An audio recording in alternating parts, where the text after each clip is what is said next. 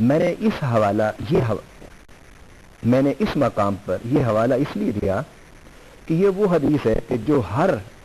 حج کی سعادت حاصل کرنے والا انسان جا کے پڑھتا اور سمجھتا اور دیکھتا ہے، اور یہی اس کی سند کے لیے کافی ہے کہ وہ حدیث حضور محراب پر آج تک لکھی ہوئی ہے۔ اس لیے کہ میری جو شفاعت ہے وہ میرے ان امتیوں کے لیے ہوگی کہ جنہوں نے گناہ کبیرہ کا ارتکاب کیا ہوگا، یعنی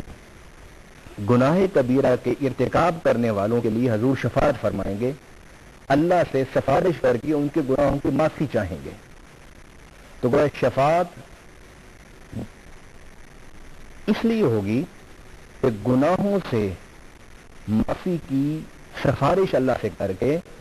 گناہ گاروں کو یا تو جہنم میں جانے سے پہلے ہی جنت کے لیے طرف لے جایا جائے، یا جو اپنے گناہوں کی وجہ سے جہنم میں داخل ہو چکے ہوں گے ان کو جہنم سے نکال کے جنت میں لے جایا جائے۔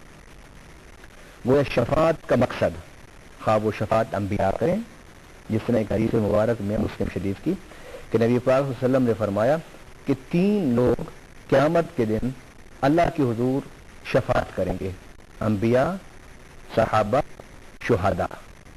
دوسری حدیث میں ہے انبیاء، صلحاء اور شہداء، یہ ایک حدیث میں ہے، وہ شفاعت کریں گے۔ شفاعت کوئی بھی کرے، اس شفاعت کرنے کا مقصد یہ ہوگا کہ اس کی گناہوں کی معافی اللہ سے لے کر اسے جہنم میں جانے سے پہلے، اور اگر یہ جہنم میں چلا گیا ہے تو وہاں سے اس کو نکال کر جنت میں داخل کر دیا۔ رحمان صاحب، اسی بات پہ ابھی ہم اور بات کریں گے اور آپ سے کچھ اور سوالات ہیں ہمارے پاس، وہ پوچھیں گے، لیکن ہمیں ایک چھوٹے سے وقفے پر جانا ہے۔ اس امید کے ساتھ اس چھوٹے سے وقفے پر ہم چاہتے ہیں کہ اس وقفے کے بعد ہی آپ سے ہماری ملاقات اسی پروگرام میں ابھی ہوگی۔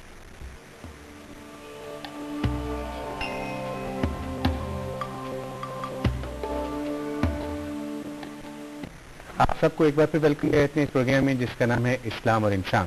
اور آج ہم اسلام اور تصور شفاعت کے حوالے سے بات کر رہے ہیں۔ اور ہمارے صاحب، وقفے پہ جانے سے پہلے آپ نے بتایا کہ وہ کون سے اشخاص ہیں، وہ کون سی ہستیاں ہیں جو ہماری شفاعت کر سکتی ہیں۔ آپ سے یہ جاننا چاہوں گا کہ کیا یہ شفاعت جو ہے وہ صرف روز قیامت کے لیے ہے یا اس دنیا میں بھی ہمارے لیے شفاعت کی جا سکتی ہے؟ یقیناً دنیا سے مشکل مرحلہ قیامت کے دن ہوگا، اور دینیات میں اور مذہبی ذخیرہ میں شفاعت کا زیادہ تذکرہ آخرت کے حوالے سے ہے۔ دنیا کی مشکلات اور پریشانیاں ختم ہونے والی ہیں، اگر اس میں کوئی مددگار، کوئی معاون یا سفارش کرنے والا نہ بھی ملے تو دنیا کی زندگی ختم ہوگی، تو اس کے ساتھ اس کی خوشیاں اور غمیاں بھی ختم ہو جاتی ہیں۔ بالاہتمام شفاعت کا تذکرہ آخرت کے ساتھ ہے، مگر آپ نے پوچھا کہ کیا یہ اللہ سے تعلق رکھنے والی شخصیات دنیا میں بھی اللہ سے سفارش کر کے بندوں کی مدد کر سکتے ہیں یا نہیں؟ اس کے لیے قرآن پاک کی آیت کو ہم دیکھ لیتے ہیں۔ قرآن پاک میں کہ وَلَوْ أَنَّهُمْ إِذْ ظَلَمُوا أَنفُسَهُمْ جَاءُوكَ فَاسْتَغْفَرُوا اللَّهَ وَاسْتَغْفَرَ لَهُمُ الرَّسُولُ لَوَجَدُوا اللَّهَ تَوَّابًا رَحِيمًا۔ وَلَوْ أَنَّهُمْ إِذْ ظَلَمُوا، اور اگر وہ اپنی جانوں پر ظلم کر بیٹھیں، یعنی گناہ کر بیٹھیں، تو جاؤک، یہ پیارے میرے نبی تیرے پاس آ جائیں، فاستغفر اللہ، اور یہ تیرے پاس آ کر اللہ سے معافی مانگیں، فاستغفر اللہ، اللہ سے مغفرت طلب کریں۔ استغفار کا معنی ہوتا ہے مغفرت طلب کرنا، یعنی اپنے گناہوں کی بخشش کی دعا کریں۔ نبی صلی اللہ علیہ وسلم تیرے پاس آ کر اللہ سے اپنے گناہوں کی بخشش کی دعا کریں۔ اور واستغفر لهم الرسول، اور رسول صلی اللہ علیہ وسلم بھی ان کے لیے گناہوں کی بخشش کی طلب کریں۔ تو گناہوں کی بخشش، جب میرے گناہوں کی بخشش میرے رسول کریں گے اللہ سے، تو میری سفارش ہے نا کہ اللہ یہ تیرا بندہ اور میرا امتی میرے پاس آیا ہے تو اس کے گناہوں کو معاف کر دے۔ تو اس میں فرمایا کہ تم خود نبی کے قدموں میں بیٹھ کر اپنے گناہوں کی معافی اللہ سے مانگو، اور ساتھ اس کے رسول بھی صلی اللہ علیہ وسلم تمہارے لیے سفارش فرما رہے ہیں۔ تو لَوَجَدُوا اللَّهَ تَوَّابًا رَحِيمًا، ضرور وہ پائیں گے اللہ کو تواب، توبہ قبول کرنے والا، اور رحیمہ، اور رحمت فرمانے والا. تو گویا اس حدیث کے حوالے سے یہ بات واضح ہو گئی کہ اس دنیا میں بھی اگر کوئی اللہ کے نبیوں رسولوں اور صلحاء اور شہداء کے پاس جا کر اپنے گناہوں کی بخشش اللہ سے مانگتا ہے, یہ بنیادی نقطہ ہے کہ اس جانے والے سے بھی یہ کہا ہے کہ جا تو وہاں پر, لیکن فاستغفر اللہ,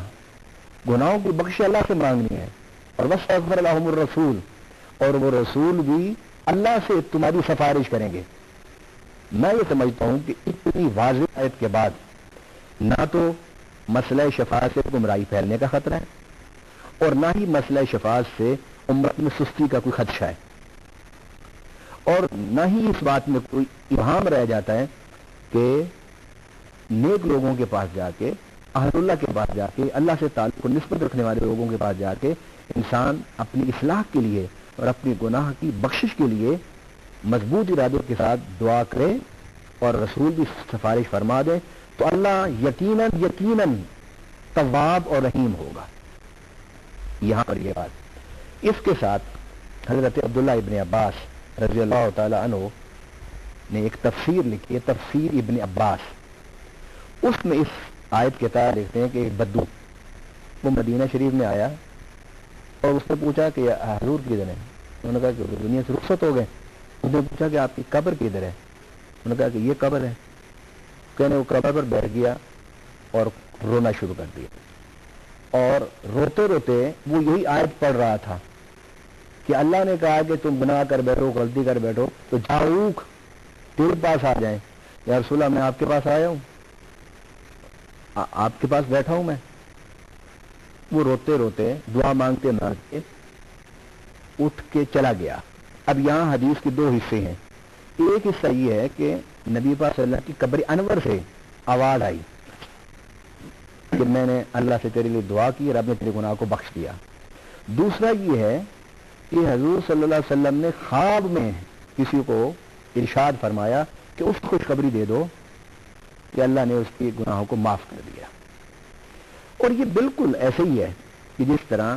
حضور صلی اللہ علیہ وسلم کی وصال مبارک کے بعد سیدنا ابو بکر صدیق کا انتقال ہوتا ہے,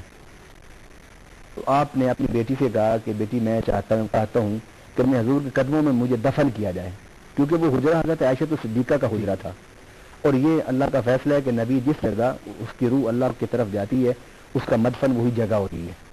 تو حضور صلی اللہ علیہ وسلم کا وصال اللہ کا جو مرحلہ ہوا, انتقال اور وفات, وہ سیدہ عائشہ صدیقہ کے حجرہ مبارک میں ہوا تھا. تو آپ کو وہیں دفن کیا گیا, آپ کا مدفن وہی ہے, مدفن مبارک وہی آپ کا. تو ابو بکر نے اپنی بیٹی سے اجازت لے لی. اس نے کہا کہ میں آپ کو کس طرح روک سکتی ہوں, میں نے اپنے لیے جگہ رکھی ہوئی تھی لیکن میں اپنے اوپر اپنے باپ کو ترجیح دیتی ہوں. اس کے بعد سیدنا صدیق اکبر رضی اللہ تعالیٰ عنہ نے سامعین و حاضرین کو کہا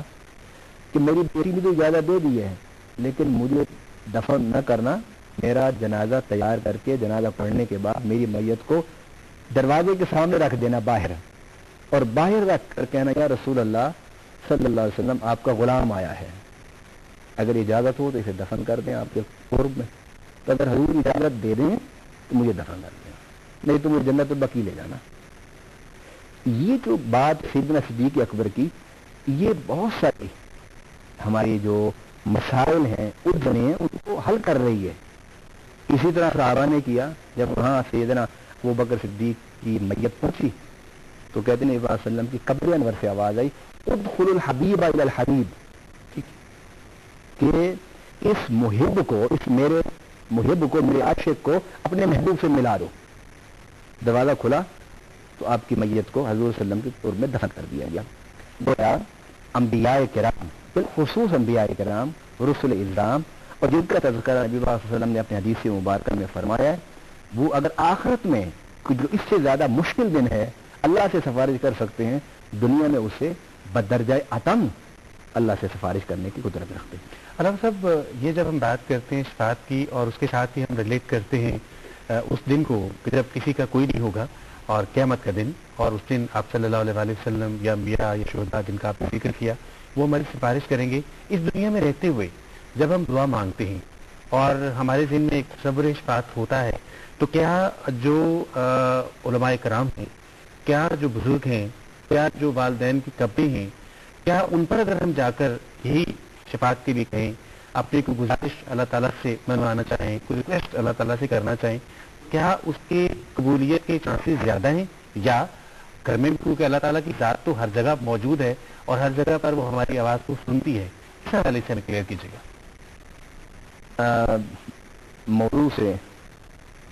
اس کا تعلق کچھ کم ہے، مگر یہ ایک بڑا ضروری ایک مسئلہ ہے، اس کا جواب میں اختصار کے ساتھ دے دیتا ہوں۔ ویسے تو اللہ جہاں آپ دعا مانگیں اللہ سننے والا ہے۔ اب آئیے قرآن پاک کی ایک آیت جس میں حضرت زکریا علیہ السلام کا ذکر ہے کہ انہیں اولاد نہیں ہو رہی تھی، تو حضرت زکریا زیر کفالت حضرت بی بی مریم تھی۔ ایک دن حضرت زکریا ان کے محراب کہ جہاں وہ بیٹھ کے عبادت کرتی تھی اس میں داخل ہوئے، لما داخل علیہ المحراب واجد عندها رزقا قال یا مریم انا لک ھذا قالت هو من عند اللہ۔ وہ اس محراب کے اندر، اس عبادت گاہ کے اندر، خلوت کے اندر جب داخل ہوئے تو وہاں پر بے موسم پھل پڑے تھے۔ تو آپ نے پوچھا مریم یہ پھل کہاں سے؟ مان آپ کے ذہن میں آیا کہ اللہ تعالیٰ اگر مریم کو بے موسم پھل دے سکتا ہے تو میری عمر 100 سال کے قریب ہے، یہ عمر اولاد والی تو نہیں۔